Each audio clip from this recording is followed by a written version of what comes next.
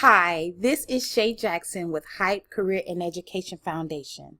If you are the parent of a college-bound senior or you are the college-bound senior, congratulations, you have made it this far.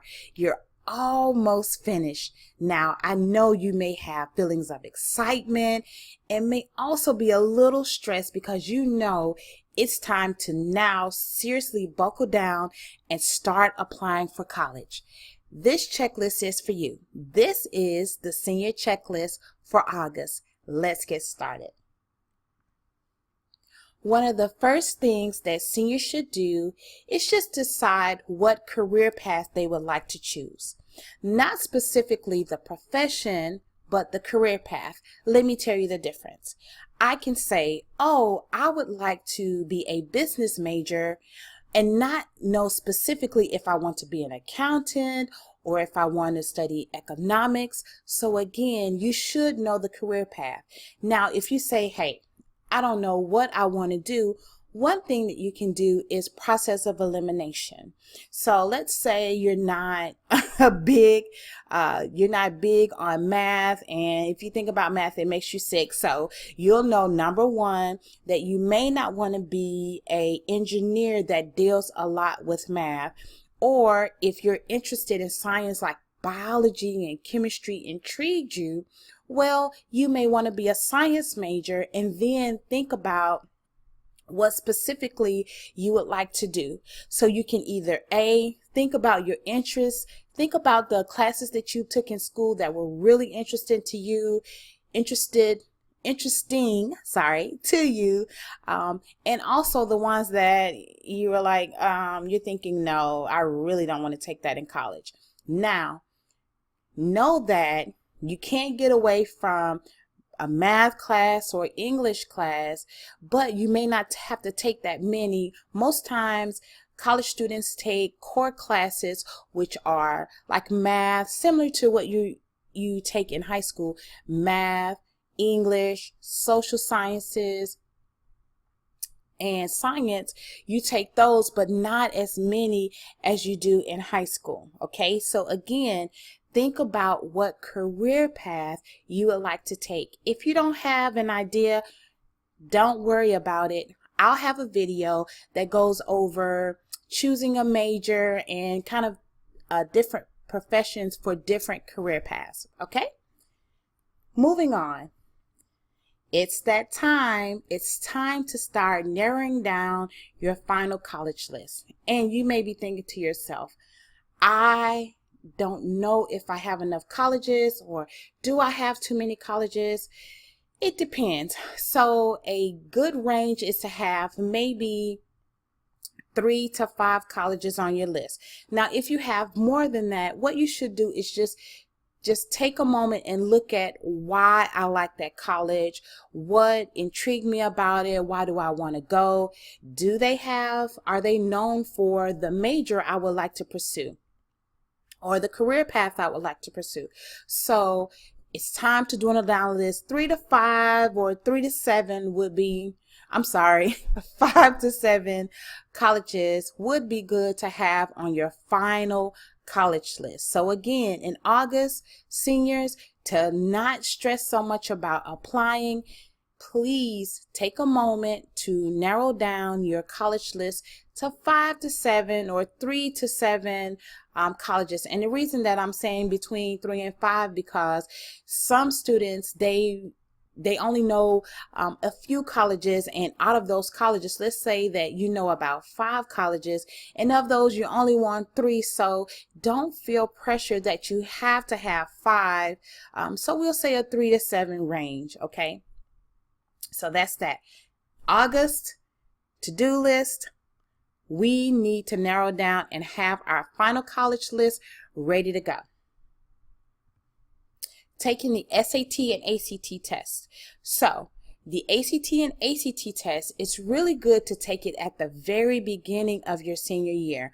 Why? Because if you don't do so well on your scores, or if it's the first time you're taking it, you want to take it again. Let's say, I know that for the SAT, they have one that's coming up in August, and there's also one in October. For the ACT, there's one in September. I don't know what month is after that, but it's good to take it in the beginning so that if you don't do well, again, if you don't do so well on your scores, you can see what you need to work on it to improve your scores so that you can go to meet the requirements of the colleges that you have on your list. Creating a resume. I call this a brag sheet. So to help you prepare for those college applications, those scholarships that you want to apply to, it's good to have a brag sheet. And don't worry, again, it'll be a video that we'll have out showing what you should put on your brag sheet. But on your brag sheet, you should have all of the classes that you've taken, any extracurricular activities you've been in, any awards that you've been presented, if you work, any volunteer work that you've done, all of those things go on the brag sheet. Also, if you've taken the SAT and ACT tests already, those scores as well.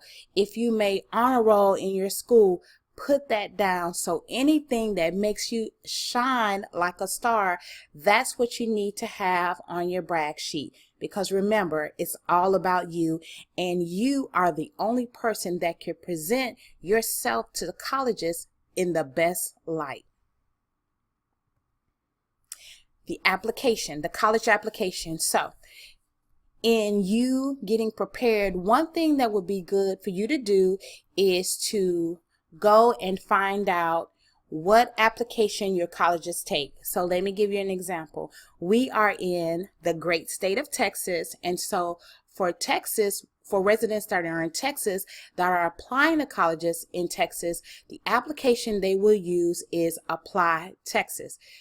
There are other colleges, so let's say you want to go out of state. You're a Texas resident and you want to go out of state. Well, if you're going to colleges that are outside of Texas, of course you can't use Apply Texas for those colleges. So a college application that most colleges use is called the Common Common Application. Okay, so what you do is Google the Common Application and just take a moment to look at it. You sign up, get an account. The same thing for the college application that may be for your specific state. Go ahead and create an account so that you won't be hustling, bustling, and stressed out when it's time to apply. If you do it little by little, you won't be so stressed out at the end. Remember, slow and steady wins the race.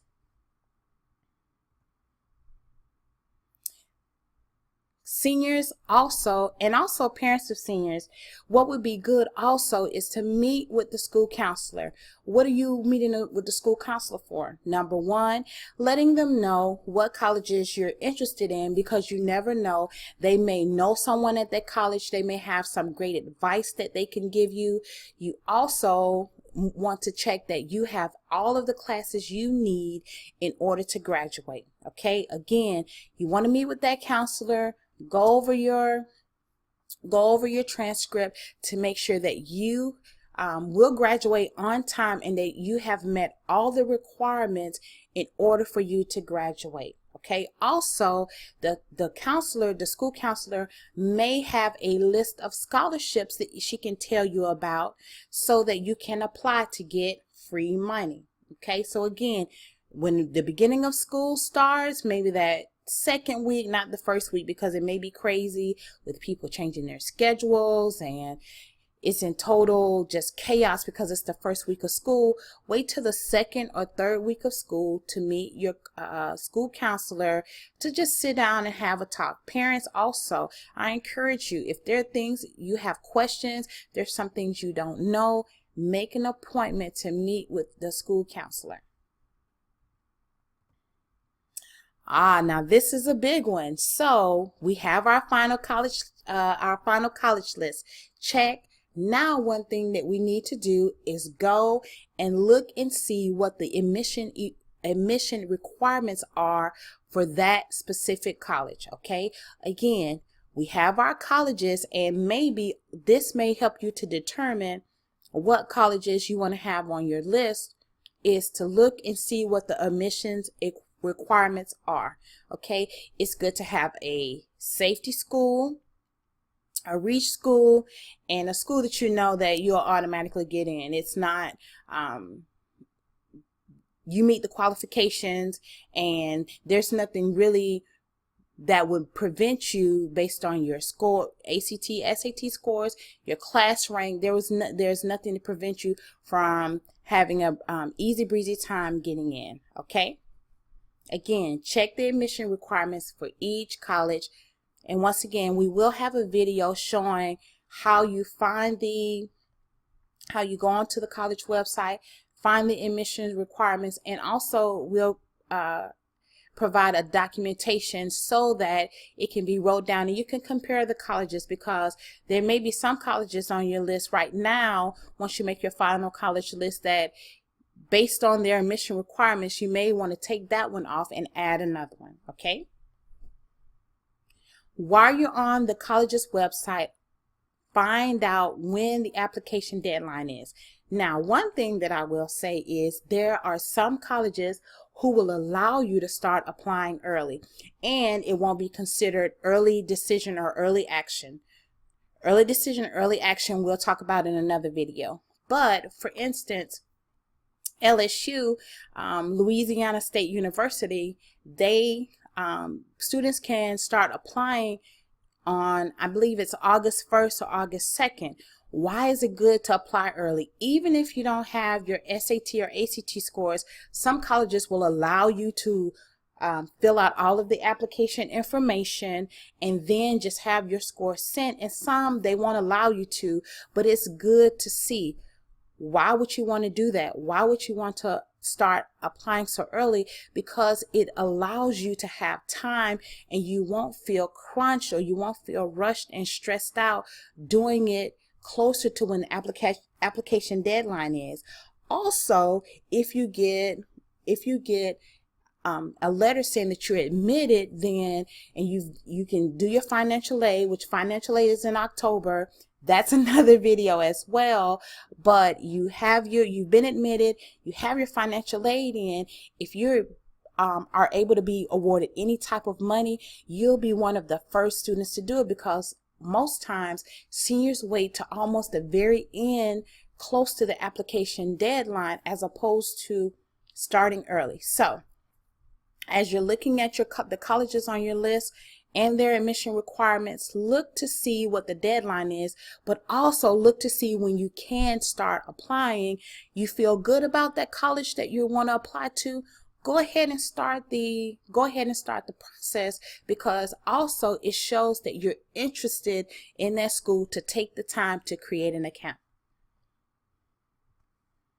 Recommendation letters. Recommendation letters are super important for scholarships. Okay, and you get them from your teachers. Now, most teachers, junior, senior teachers, if you can imagine all of the juniors and seniors, or just seniors in your class, and the amount of teachers that are at your school, they may get swamped and bombarded with requests for writing a recommendation letter. So if you start, again, second, third week of school, hey, I would like for you to write me a recommendation letter, or submit the application online, or whatever it takes for you to submit a request to your teachers to write a recommendation letter. Do it early so that you'll be one of the first ones in line. You can check that off your checkbox of things that you've already done, and you can move on in the process. So who do you ask recommendation letters from? Number one, it'll be good to, and it goes back to the classes that you were really interested in and that you had a great time in. Let's say you absolutely love your physics teacher. I mean, you love physics and you felt like you had a great physics teacher. That would be a person to write your recommendation letter, because number one, if you decide to pursue a career in science, then you apply, I'm sorry, not apply, and you have that physics teacher write that recommendation letter for you, well, when in your college application or your scholarship application, they read how great of a science student you are, that shows that you're really serious. You can have your school counselor write you a recommendation letter. So if you're choosing for your school counselor to write you a recommendation letter, while you're talking to them, going over your classes, that should be one of the things that you need to talk to them about. Hey, I would like you to write me a recommendation letter. What do I need to do? What's the process? What do I need to give you? Okay. Also, if you're in any kind of clubs, organizations, extracurricular activities, have your sponsors or coaches write those recommendation letters for you. And again, in August, the beginning, like the second, third week of school, that's the best time to do it, because think of how many people, how many seniors are in your class. Think of how many teachers, sponsors, and coaches there are.